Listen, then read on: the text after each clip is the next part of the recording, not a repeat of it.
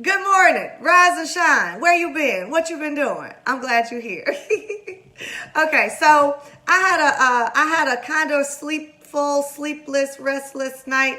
Wasn't my best night's sleep, but I woke up with some things on my mind about surrender versus resistance versus flow versus in the now, right? So we're going to sort through it this morning and really just kind of talk about it together, if that's all right with you.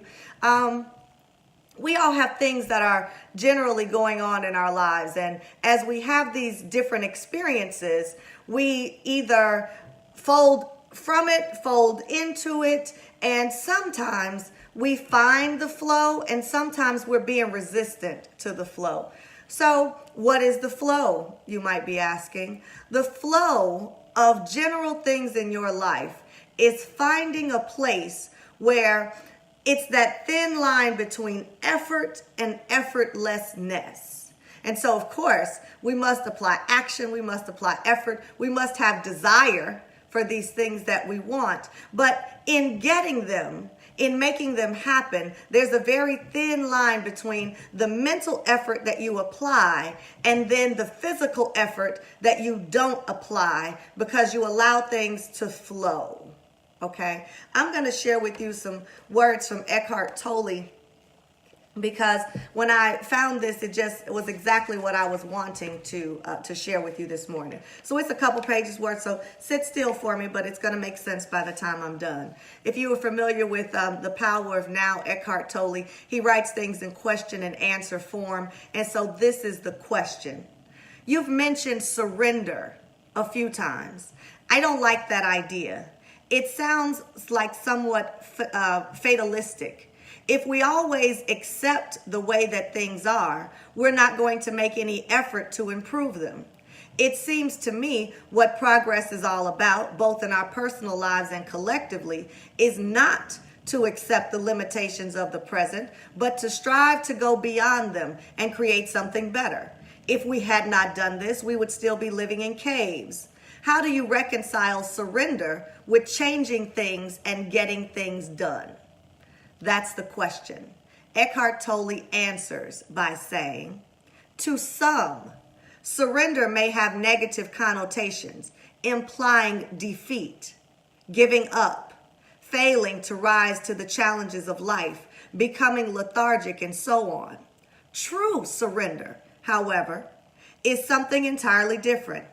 It does not mean to passively put up with whatever situation you find yourself in and to do nothing about it, nor does it mean to cease making plans or initiating positive action.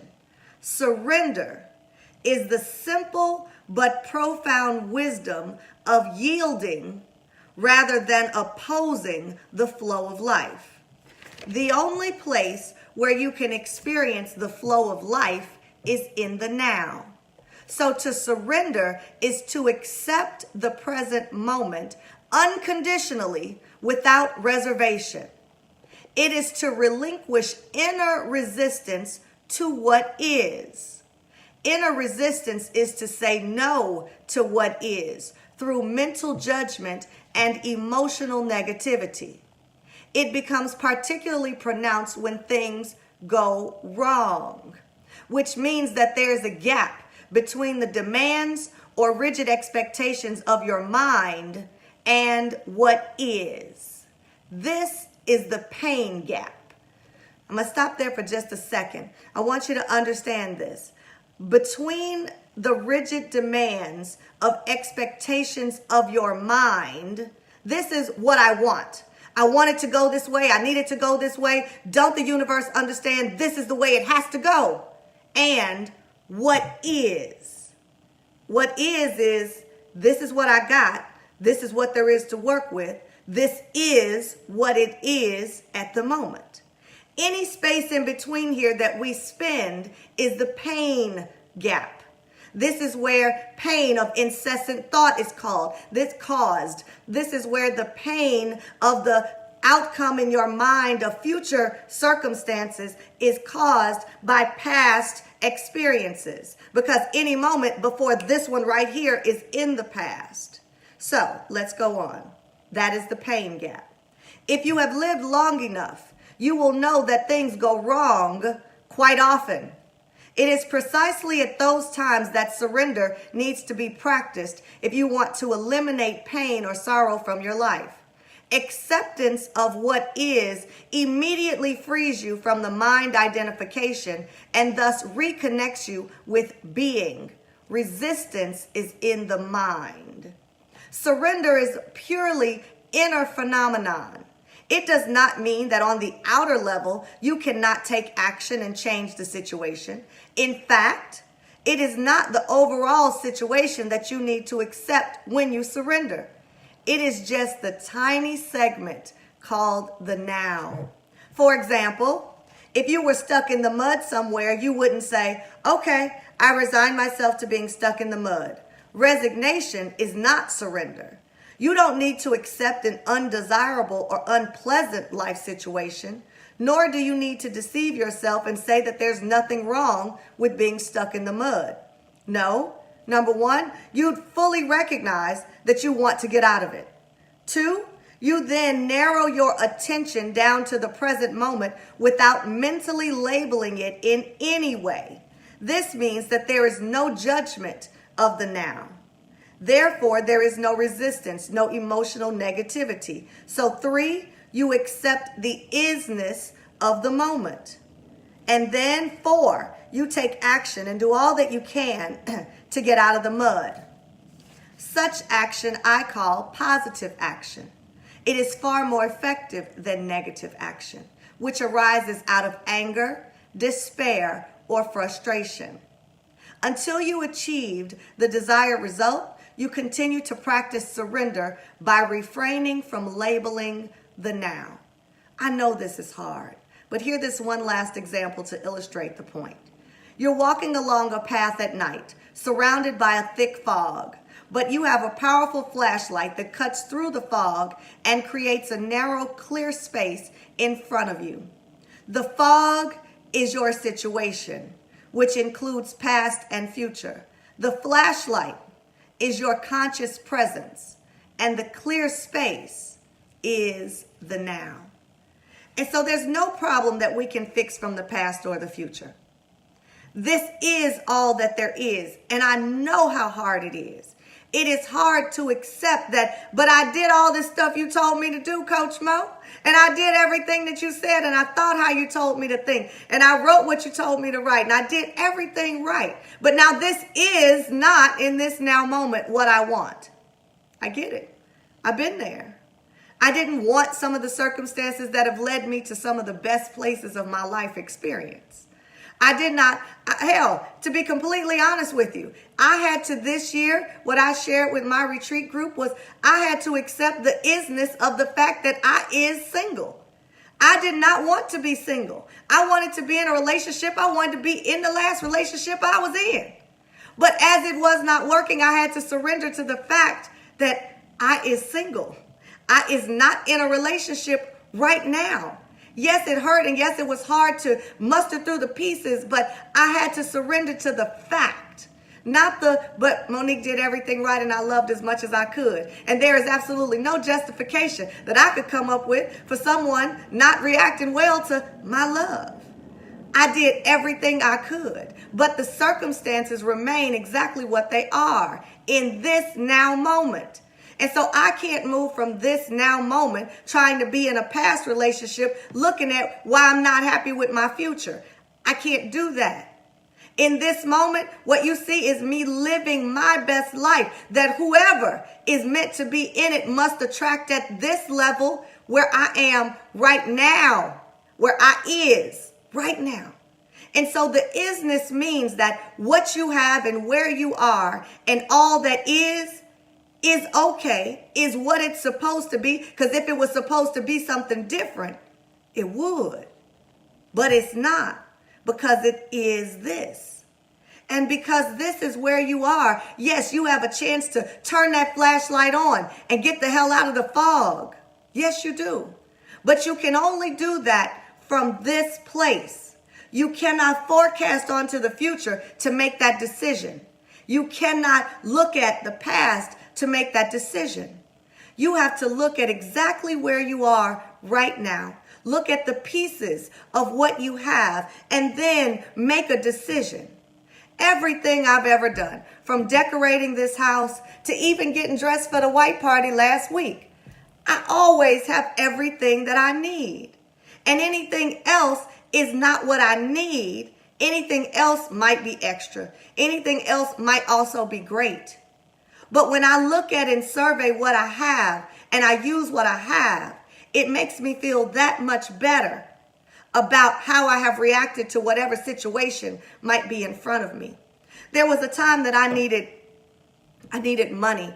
And this was my Michael Jackson t-shirt day. So this was a decade ago. What a timely moment. August 29th, Michael Jackson's 60th birthday. And I remember this story. And so happy birthday, Michael Jackson. And so here it is, 2009, and the Michael Jackson movie is about to go to theaters. I had been all over the world selling these Michael Jackson t-shirts for months at this time. And when it became time for this movie to come out, I had this genius idea that I would go and I would sell Michael Jackson t-shirts at the movie theaters. These are fans. These are diehard fans. They're going to be right there. Maybe they haven't seen my shirt. They need my shirt. I'm going to sell these shirts. And so I do what I do, and I strike a deal with Marcus Cinemas. And the more theaters I have, the more shirts I can sell. This is all looking great. I've hired staff. I've ordered more credit card processing machines. A decade ago, we could not swipe on our cell phones, and we paid a hell of a lot of money to take somebody's credit card. I had digital machines. I even had them old school, put the card in and I had all of this, right? I had inventory sheets. I had staff. I had everything that I needed. I had bus forms. I had everything. I bought more. But then, as I struck more deals, Marcus Cinemas liked what I was doing. They wanted me to pick up theaters in Indiana and Wisconsin. So now I needed more inventory. So now, a minute ago, I had everything I needed, but now I've got this grand idea, and it got grander, and now I need more. More what? More money so I can make more inventory. So I did everything that I could. I started putting together sponsorship proposals, and I did all these things, and I asked for investments, and I asked friends, and I did all this stuff. And at the moment, I had $0 extra to do this extra thing with. And so I surrendered one day, and I said, okay, what I got is what I got. I'm going to have to split it up however I have to split it up. Let me go to the bank and see, exactly what I have, where I can move what from. I go to the bank and I think I got about $50 in the bank. I get there and the lady says, you have $5,049.37. I said, what? You have $5,049.37. I said, can I have one of those withdrawal slips, please? I would like to take it all out, and then I would like to close this account. This business isn't really working for me anymore. I don't know how that $5,000 got there, but let me tell you what I did. I took it out of that bank that day, closed that bank account, because I didn't want them to figure out whatever they had done. And then I made it work. I used what I had. And do you know, to this day, I still have a box of Michael Jackson t-shirts left over. Because I didn't just have enough to do what I did then. I had more than enough. But what if I had gotten the extra $50,000 that I wanted? And what if I had made more inventory? I'd be sitting on many boxes of leftover Michael Jackson t-shirts a decade later. And so, even though we don't always understand what's happening at the time, it is always happening for our best good, exactly according to the universe's plan, even if it doesn't seem like it. And so there's so many stories like this that I could tell you about my life, that I have learned to surrender to what is. I wanted to paint this other room in my house to make this massage meditation oasis. And I didn't know what colors I wanted and how could I fit it in with the theme of everything else. And then I woke up one day and I said, well, this room is for your work. What do you do? What is your work? Well, my work is yellow and teal. And so I've got one teal room. I got one yellow room. I said, okay, well, I wonder if I have any leftover paint. I went to the back porch. I had just enough yellow paint for 2 walls. I had just enough teal paint for 2 walls. I had everything I need to do exactly what I needed without spending another dollar. I don't know what your examples are in your life, and I don't know what all you're dealing with right now, but you have everything that you need. You cannot forecast what's going to happen in the future, but you can deal with what's going on right now. You can't change what has happened in the past, but you can absolutely deal with what you have going on right now with what you have if you stop resisting what you don't have. Deal with what you do have. Deal with where you are. Don't feel like lack. Don't feel like you're lacking abundance. Just deal with what you have. Look at it. Figure out how best to use what you have. And then be okay with what happens next.